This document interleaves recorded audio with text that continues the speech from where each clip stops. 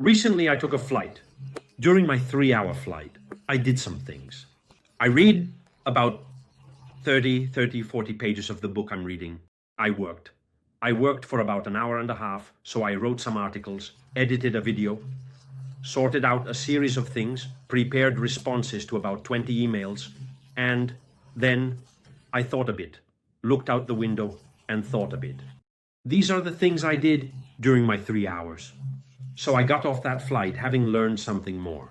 When you read, you learn. Let's say you expand your vocabulary, your thinking. Then I produced something and I thought, I reflected. Looking out the window, so reflecting, while looking out. The window of an airplane is, in my opinion, a higher quality of thought than looking at a landfill, right? Because, well, you're high up, you fly high. So in my opinion, your thinking also expands. So let's say that I used those 3 hours in a certain way. I got off that plane a bit better than when I boarded. I used that time in what I believe was a constructive and useful way. All the people I saw on that plane, well, not all, 99%, were in front of their phones or a tablet, watching a movie, a TV series, playing games, flipping through photos, almost all of them, for 3 hours. How did 99% of the people get off that plane? Either more dazed than when they boarded, or in any case, wasting their time. You understand that when I use those 3 hours in a constructive and useful way, while others do not, we get off that plane with me, having a competitive advantage, which is only 3 hours, you might say. Yes, but if you multiply these 3 hours by days, months, years, you understand that my competitive advantage at that point becomes unattainable. I don't want to say that I am better than those people. I don't want to judge. Everyone does what they want. I'm telling you this because, in the end, in my opinion, many of us complain about our lives, about our limited opportunities. Or they tell me, lucky you who can do this, who can do that. But in reality, it's because they have chosen. So, we are masters of our destiny. We are masters of our lives. It's not that I have 25 or 30 hours a day compared to others. I have 24 hours a day like you, like everyone. Each of us can decide how to spend our time and our life. So, in my opinion, it would be better to complain a little less, envy a little less, and roll up our sleeves a bit more. Because each of us can decide how to use those 24 hours every day. And the way we choose to use them makes the difference. I hope I have explained myself and given you some food for thought.